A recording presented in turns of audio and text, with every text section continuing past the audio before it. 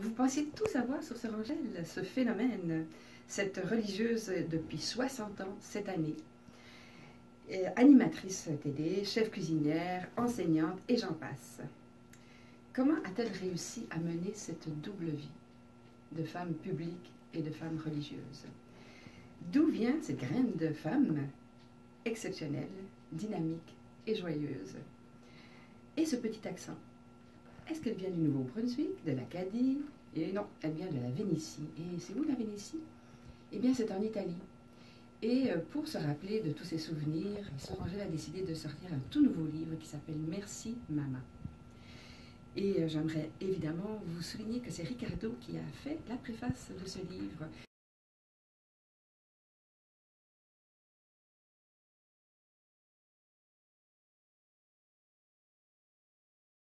Et alors, ben voilà, vous posez encore une question. Comment Sœur Angèle a... Pourquoi qu'elle fait encore un autre livre? Mais justement, le livre que j'ai fait, que vous voyez très bien, ce livre-là, je l'ai fait pour remercier maman. Mais d'une façon tout à fait spéciale. Cette fois-ci, Sœur Angèle ouvre vraiment son cœur pour remercier maman de tout ce qu'elle lui a transmis. Tout l'amour qu'elle m'a donné et aussi toute la créativité. Avec rien, elle a réussi à faire bien des choses. Elle nous a nourris. On était 9 enfants et puis elle trouvait toujours des choses. Si ce n'était pas dans la maison, c'était dans le jardin. Si ce n'était pas dans le jardin, c'était dans les montagnes. Alors, elle trouvait toujours quelque chose pour nous nourrir. Et ça, c'était son souci premier. Puis ensuite aussi, à part de la nourriture, elle nous a aussi donné beaucoup. Cet livre-là, il y a 3 étapes. L'étape, qui je suis. Le deuxième, qui est maman et qu'est-ce qu'elle a fait. Et troisième, les anecdotes. Vous savez que j'en ai quelques-unes, anecdotes. Vous savez, il m'en est arrivé plus qu'une et j'ai joué des tours. Puis le troisième aussi, le beau coin de la Vénétie. C'est un beau coin. C'est à visiter, c'est à voir. Et souvent, on ne sait même pas où situer. Mais oui, voyez-vous, je viens dans ce beau coin du nord de l'Italie, au haut de la Botte, tout près de Venise.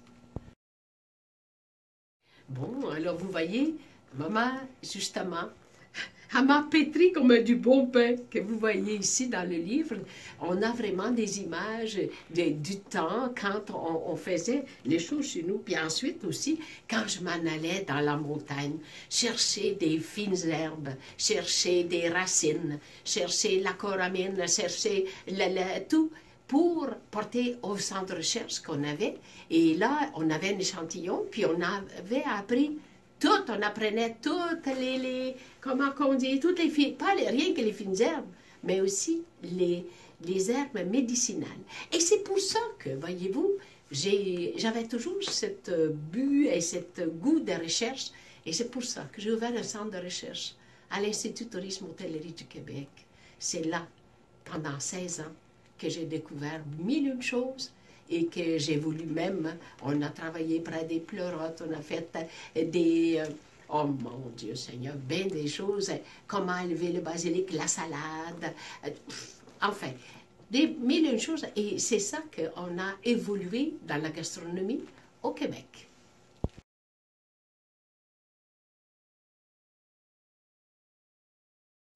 Alors voilà, je vais vous montrer ici là, toute la richesse et puis toute la sculpture d'Antonio Canova et ensuite de ça, le Ponte di Bassano. Quand on allait là, voyez-vous, savez-vous qu'est-ce qu'on faisait? Les garçons étaient jaloux et les filles voulaient avoir les garçons de l'autre côté du pont. Et qu'est-ce qu'on faisait? Sul Ponte di Bassano,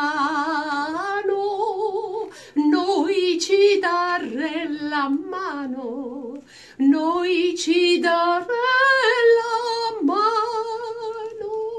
ed un bacin d'amor, ed un bacin d'amor, ed un bacin d'amor.